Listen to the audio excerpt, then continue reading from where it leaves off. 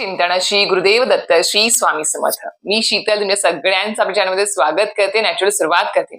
म्हणजे आता जेमतेम थोडेच दिवस बाकी आहे की आपलं जुनं 2025 हे वर्ष संपूर्ण आपल्या नवीन इंग्रजी वर्षाला सुरुवात होणार आहे.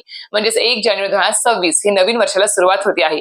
आता कितीही म्हटलं तरी आपण हिंदू संस्कृतीप्रमाणे आपल्या महाराष्ट्रामध्ये गुढीपाडव्याला नवीन वर्षाला सुरुवात होत असते. आपण ते मोठ्या प्रमाणात साजरा पण करत असतो.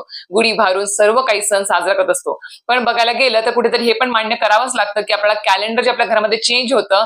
नवीन वर्षाचे आपण जे काही लावतो कॅलेंडर ते आपला 1 जानेवारी 2026 या तारखेलाच लावावं लागतं. त्यामुळे काही ठिकाणी हा पण दिवस जो आहे नवीन वर्षाचा पहिला दिवस खूप मोठ्या प्रमाणात साजरा होत असतो. आणि किती छान योगायोग आहे की यंदा 1 जानेवारी 2026 या दिवशी गुरुवार आलेला आहे. त्यामुळे स्वामींच्या आशीर्वादाने आपल्याला या नवीन वर्षाला सुरुवात करायला मिळणार आहे. त्यामुळे मंडळींनो, आपणास माहिती असेल की आता पौष महिना असेल, आपला जो नवीन वर्षाचा पहिला महिना पौष महिना असतो आणि जानेवारी महिना, या महिन्यामध्ये 3 सण मुख्यत्व खूप मोठ्या पद्धतीने साजरे होत असतात, मोठ्या प्रमाणात साजरे होत असतात. आणि सर्व महिलांचे आवडीचे हे सण आहेत. ते म्हणजेच काय तर भोगी आहे, मकर संक्रांत आणि किंक्रांत. हे 3 सण सलग येत असतात आणि खूप मोठ्या प्रमाणात साजरे होत असतात. आणि मकर संक्रांत तर बघायलाच नको, आपल्या सवाष्ण्यांसाठी खूप खूप छान असा मोठा सण असतो. खूप जणी आठवण म्हणजे अक्षरशः वाट बघत असतात त्या सणाची, मकर संक्रांतीची. कारण की या महिन्यामध्ये त्यांना तेवढाच वेळ मिळतो स्वतःसाठी किंवा दान धर्म करण्यासाठी, सर्व काही गोष्टी करण्यासाठी, वाण असेल, वाटप करणं असेल, सगळं काही तिळगुळ वाटणं असेल, सगळ्या गोष्टींसाठी वेळ मिळत असतो. आणि मकर संक्रांत हा जो सण आहे, आपणास माहिती असेल की रथ सप्तमी पर्यंत हा चालत असतो. त्यामुळे यंदा मकर संक्रांत कधी आलेली आहे? मकर संक्रांत आपणास माहिती असेल की संक्रांत जी आहे ती कशावर आलेली आहे? प्रत्येक वर्षी तिचं वाहन बदलत असतं, तिचं वस्त्र बदलत असतं, तिचा पदार्थ बदलत असतो, तिची दिशा बदलत असते. त्यामुळे या वर्षी 2026 या नवीन वर्षामध्ये सुद्धा संक्रांती देवी जी आहे ती कशावर आलेली आहे, तिचं वाहन काय, वस्त्र काय, तिने काय परिधान केलेलं आहे, सोबत तिचा पदार्थ काय आहे, तिची स्थिती काय आहे, आणि सगळ्यात महत्वाचं तिचं उपवाहन पण काय आहे. आणि अजून एक गोष्ट सगळ्यात महत्वाची ती म्हणजे आपल्याला या मकर संक्रांती दिवशी कुठल्या रंगाची साडी परिधान करायचं नाही आहे. मग तुम्ही साडी घाला किंवा ड्रेस, जे काही आहे ते तुम्हाला एक कलर आहे तो वर्जच करायचा आहे, तो चुकूनही घालायचा नाही आहे. त्या रंगाच्या बांगड्या सुद्धा तुम्हाला घालायच्या नाही आहेत. त्या रंगाचा गजरा सुद्धा तुम्हाला परिधान करायचा नाही आहे. ते मी तुम्हाला समोर जाऊन सांगेलच.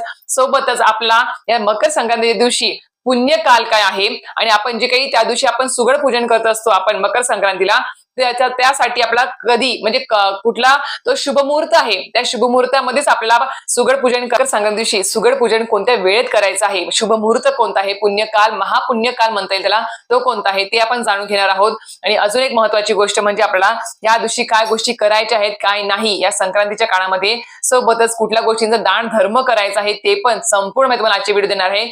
नक्कीच व्हिडिओ पूर्ण बघा, स्किप न करता बघा, जेणेकरून तुम्हाला संपूर्ण माहिती व्यवस्थित कळेल. तर मंडळींनो, मकर संक्रांत म्हणजे आपण काय म्हणतो की तिळगुळ घ्या, गोड गोड बोला. अतिशय सगळ्या लहान मुलांपासून ते मोठ्यांपर्यंतचा सर्वांचा आवडीचा आणि गोडाचा हा सण मला हरकत नाही.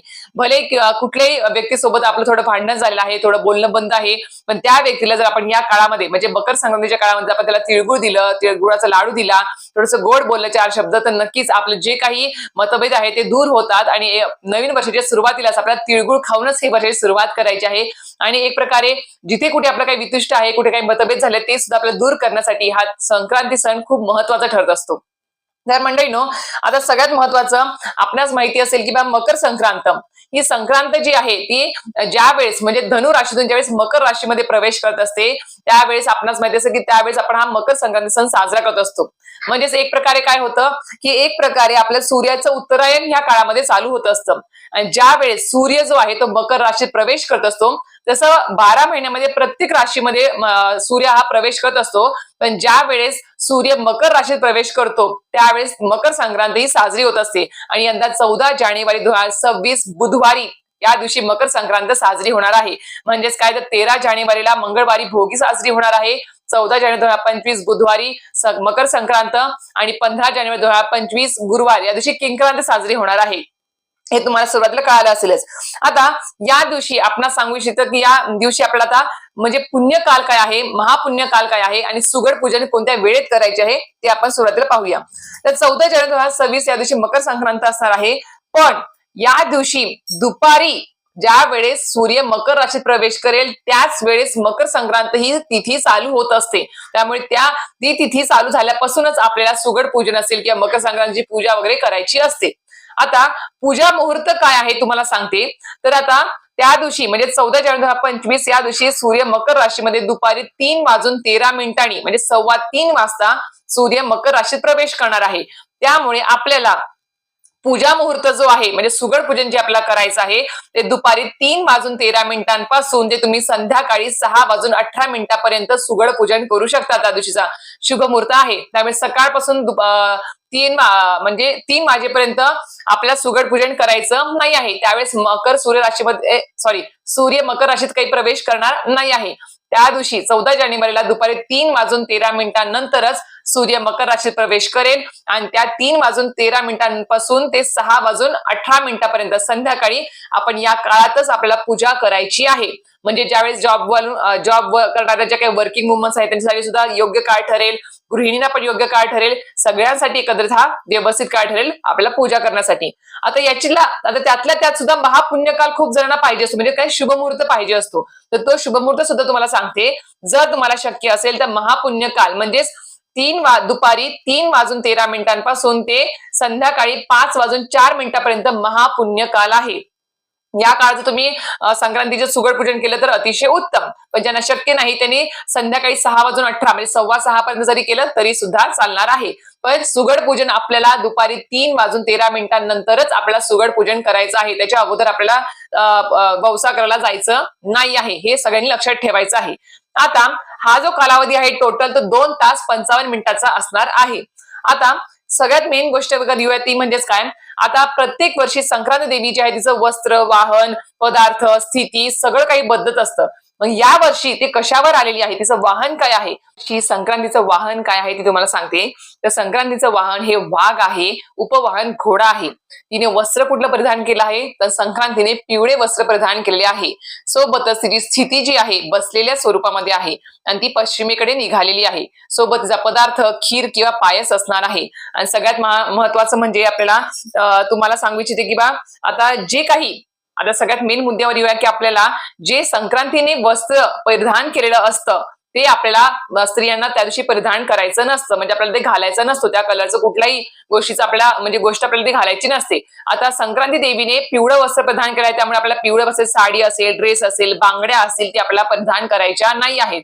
सोबत आपला आता खूप जणांचं असं मत पण येतं की त्या दिवशी पिवळं काही खायचं सुद्धा नाही का, तर ती तशी एक मान्यता आहे. तुम्ही म्हणजे खाऊ शकता, पण देवीचा पदार्थ काय आहे खीर किंवा पायस. मग त्यामुळे या दिवशी दुधापासून बनवलेले पदार्थ तेवढे घरामध्ये तुम्ही सेवन करू नका. बस एवढं पाळायचं आहे तुम्हाला.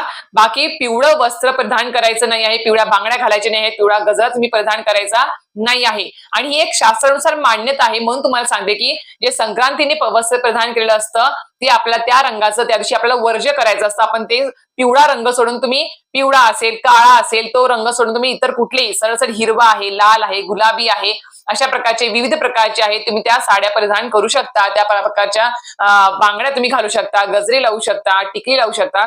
पण तुम्हाला एक सांगते आणि तुम्ही पिवळं वस्त्र कडकडीत तुम्हाला वर्जच करायचं आहे या दिवशी तरी. आता सोबत आता मेन गोष्टीवर येऊया ती म्हणजेच काय, या दिवशी आपल्याला म्हणजे आता मकर संक्रांतीच्या काळामध्ये आपल्याला काय दान धर्म करायला पाहिजे. आता या काळामध्ये तुम्ही भांड्याचं दान करा, गोदान गाईचं दान करू शकता, अन्न दान करू शकता, वस्त्र दान करू शकता, सोबत तुम्ही फळं दान करू शकता. आता यापैकी तुम्हाला जे शक्य आहे तशा ते तुम्ही दान करायचं आहे मकर संक्रांतीच्या काळामध्ये. सोबतच जर तुम्हाला यथाशक्ती करायचं तुम्ही एक साधा बिस्किटचा पुडा जरी तुम्ही एखाद्या गरजवंताला, एखाद्या भुकेलेला जरी दिला तरी सुद्धा चालणार आहे. त्याचं पुण्य तुम्हाला कितीतरी पटीने जास्त सूर्य देवता तुम्हाला देणार आहे तुम्हाला त्याच्या बदल्यामध्ये. त्यामुळे तुम्ही यथाशक्ती तुम्ही तुमचं दान करू शकता. आता हिवाळा खूप यावर्षी तर खूप जास्त थंडी आहे, त्यामुळे तुम्ही उबदार कपडे सुद्धा, उबदार वस्त्र, स्वेटर आहे, ब्लँकेट आहे, मफलर आहे, सोबत कानटोपी आहे, जे आपल्याला गरजवंत दिसतात, जे असे उघड्यावर झोपतात वगैरे त्यांच्याकडे काही सुद्धा नसतं, खूप गरज असते त्या गोष्टी त्यांना, तर नक्कीच या काळामध्ये तुम्ही त्यांना वस्त्र हे जे आहे ते नक्कीच दान करा. खूप मोठं तुम्हाला पुण्य लाभणार आहे. आणि संक्रांत ही त्यासाठीच असते की आपण या काळामध्ये भरपूर अशा गोष्टी दान करायला पाहिजेत आणि दान करायला या महिन्यामध्ये खूप जास्त महत्व असतं. सोबतच तुम्हाला या काळामध्ये तर कुठल्या गोष्टी महाग होणार आहेत ते पण तुम्हाला सांगते की या काळात म्हणजे या मकर संक्रांतीच्या काळापासून आपल्याला सोनं, चांदी, डाळी आहेत, सोबत तांदूळ आहे, हे सगळ्या गोष्टींमध्ये वाढ होणार आहे. म्हणजे त्यांच्या किमतींमध्ये वाढ होत जाणार आहे. आता या काळामध्ये आपल्याला काय गोष्टी करायच्या नाही आहेत ते तुम्हाला सगळे. झाडं तोडायची नाही आहेत, कोणाला त्रास होईल असं वागायचं नाही आहे, म्हणजे अपशब्दाचा वापर करायचा नाही आहे, भांडण वगैरे काही उकरून काढायचे नाही आहेत आपल्याला. सोबतच काही मतभेद असतील तर ते सुद्धा आपल्याला दूर करायचे आहेत, कारण की तिळगुळ घ्या गोड गोड बोला. आपला हा तिळगुळाचा गोडा सण आहे तो गोड पद्धतीने आपल्याला साजरा करायचा आहे. सोबतच आपल्याला या काळामध्ये आपल्याला कुठल्याही प्रकारचे तामसिक पदार्थ म्हणजेच आपल्याला व्यसन किंवा नॉनव्हेज वगैरे या सगळ्या गोष्टींचा आपल्याला कटाक्षाने बंद करायचा आहे. आणि मकर संक्रांत दिवशी नक्कीच आपल्याला ब्रह्मचर्याचं पालन देखील करायचं आहे, हे सुद्धा आपल्याला लक्षात ठेवायचं आहे. सोबतच आता या मकर संक्रांतीच्या काळामध्ये पवित्र नद्यांमध्ये स्नान करायला सुद्धा खूप जास्त महत्व आहे. आता पवित्र नद्या आता काही जवळपास नाही आहेत किंवा जाणं शक्य सुद्धा होत नाही. आपण सरळ सरळ काय करायचं, आपल्या घरामध्ये गंगाजल असेल तर तुम्ही आंघोळीच्या पाण्यामध्ये तुम्ही आंघोळीच्या अगोदर त्या पाण्यात गंगाजलाचे काही थेंब तुम्ही टाकू शकता, किंवा सरळ सरळ तुम्ही आंघोळ करण्याच्या अगोदर आपण मनोभावे श्रद्धेने आपण गंगा नदीचं, यमुना नदीचं, ज्या पवित्र नद्या त्यांचं स्मरण करायचं आहे, त्यांची आठवण करायची आहे आणि आपण स्नानाला सुरुवात करायची आहे. बरोबर तुम्हाला त्याचं पुण्य देखील तुम्हाला प्राप्त होत असतं. नाहीतर तुम्ही गंगाजल टाकून तुम्ही स्नान करा, ते सुद्धा तुम्हाला त्याचं पुण्य प्राप्त होईल. म्हणून सांगते की बा, आणि कसं आहे आपलं शरीर जे आहे ते पंचतत्वांपासून तयार झालेलं आहे, त्यामुळे कुठेतरी परमेश्वराचा अंश आपल्यामध्ये सुद्धा असतो. म्हणून आपल्याला खरं सांगते, आपण ह्या गोष्टी जर केल्या तर अतिशय आपल्याला त्याचं जास्तीत जास्त प्रमाणात पुण्य प्राप्त होत असतं. आता मला तरी वाटतं की मी सर्व गोष्टी तुम्हाला सांगितलेल्या आहेतच, पण नक्कीच अजून सुद्धा महिलांना काही प्रश्न पडले असतील तर नक्कीच मला विचारा कमेंट बॉक्समध्ये, मी त्याचं उत्तर द्यायचा नक्कीच प्रयत्न करेन. आणि हो, व्हिडिओ आवडला असेल नक्कीच थोडं लाईक, शेअर आणि सबस्क्राईब करायला विसरू नका. श्री स्वामी समर्थ.